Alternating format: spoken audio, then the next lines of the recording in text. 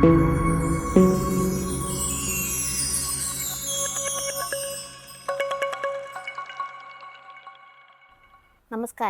ഞാൻ Lincy Thomas, child development therapist.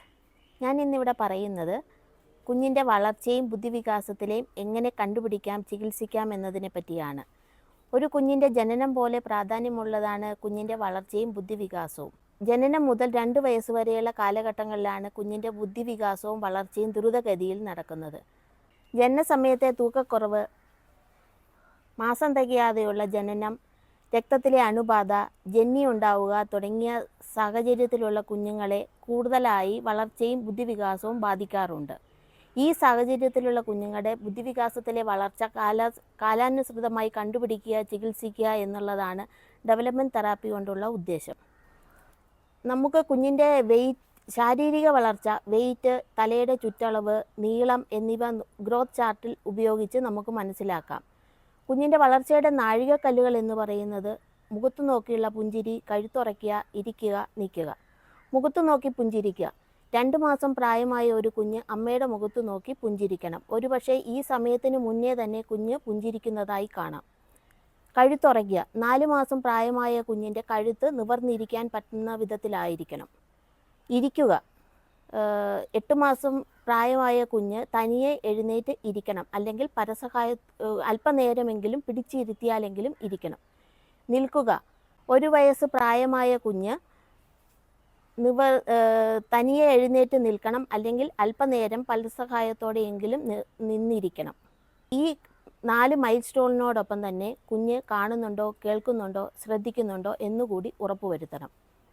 ഈ 4 development mile സ്റ്റോണും നിശ്ചിത കാലയളവിനുള്ളിൽ ചെയ്യുന്നില്ല എങ്കിൽ നമുക്ക് തെറാപ്പിയിലൂടെ കണ്ടുപിടിക്കുകയും ചികിത്സിക്കുകയും ചെയ്യാവുന്നതാണ്.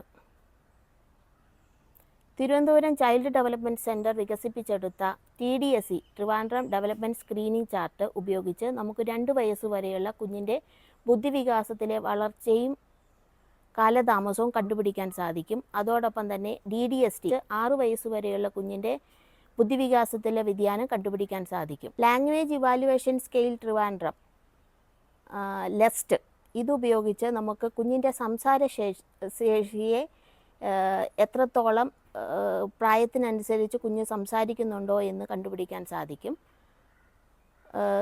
സാധാരണ 8-10 മാസങ്ങളിലാണ് കുഞ്ഞിൻ്റെ സംസാരശേഷി തുടങ്ങുന്നത്. 1-1.5 വയസ്സായിട്ടും കുഞ്ഞ് സംസാരിക്കുന്നില്ല, മുഖത്ത് നോക്കുന്നില്ല, നമ്മുടെ ശബ്ദങ്ങളോട് പ്രതികരിക്കുന്നില്ല, നമ്മൾ ചൂണ്ടിക്കാണിക്കുന്ന ഭാഗത്തേക്ക് കുഞ്ഞ് നോക്കുന്നില്ല എന്നുണ്ടെങ്കിൽ എത്രയും പെട്ടെന്ന് ചികിത്സിക്കേണ്ടത് അത്യാവശ്യമാണ്. അതുപോലെ തന്നെ കുഞ്ഞുങ്ങളിൽ കാണുന്ന ന്യൂറോ ഡെവലപ്മെൻറ്റൽ ഡിസോർഡറാണ് ഓട്ടിസം സ്പെക്ട്രം ഡിസോർഡർ എന്ന് ഇതിനെ വിളിക്കാറുണ്ട്. എന്തുകൊണ്ടാണ് ഓട്ടിസം ഉണ്ടാകുന്നതെന്ന് ഇത് പിടിക്കാൻ സാധിച്ചിട്ടില്ല. 3 വയസ്സിന് മുമ്പ് തന്നെ ഇതിൻ്റെ ലക്ഷണങ്ങൾ കണ്ടുവരാറുണ്ട്. മുഖത്ത് നോക്കുക, വിളിക്കുമ്പോൾ മുഖത്ത് നോക്കാതിരിക്കുക, ഒറ്റയ്ക്കിരുന്ന് കളിക്കുക, ഒറ്റയ്ക്കിരുന്ന് ശബ്ദമുണ്ടാക്കുക, മറ്റു കുട്ടികളുമായിട്ട് കളിക്കാതിരിക്കുക, അടങ്ങിയിരിക്കാതിരിക്കുക എന്നിവയാണ് ഇതിൻ്റെ ലക്ഷണങ്ങൾ.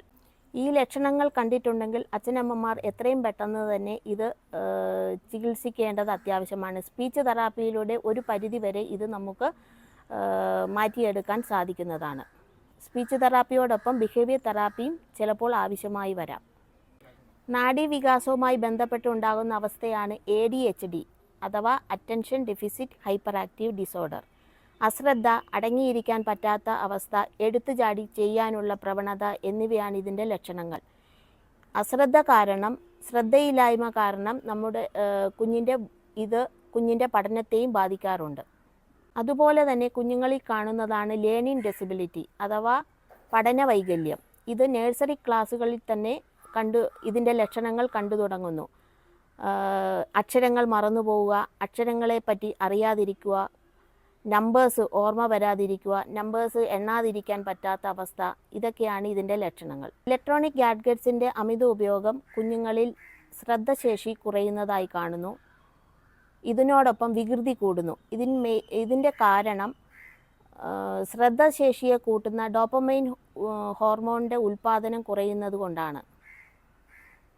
അതുപോലെ തന്നെ സംസാരശേഷിയെ ബാധിക്കുന്നു. നെഗറ്റീവ് സ്കിൽസ് ഉണ്ടാക്കുന്നു, കുഞ്ഞുങ്ങളുടെ ശാരീരിക ആരോഗ്യം കുറയുന്നു. അതുകൊണ്ട് കഴിയുന്നതും 3 വയസ്സിൽ താഴെയുള്ള കുഞ്ഞുങ്ങളെ കാർട്ടൂൺ, വീഡിയോ ഗെയിം തുടങ്ങിയവ ഉപയോഗിക്കാതിരിക്കാൻ അച്ഛനമ്മമാർ ശ്രദ്ധിക്കണം. ബുദ്ധിവികാസത്തിലെ വ്യതിയാനവും കാലതാമസവും കണ്ടുപിടിക്കുക, ചികിത്സിക്കുക എന്നതാണ് ഡെവലപ്മെൻറ്റ് ക്ലിനിക്ക് കൊണ്ടുള്ള ഉദ്ദേശം. Thank you.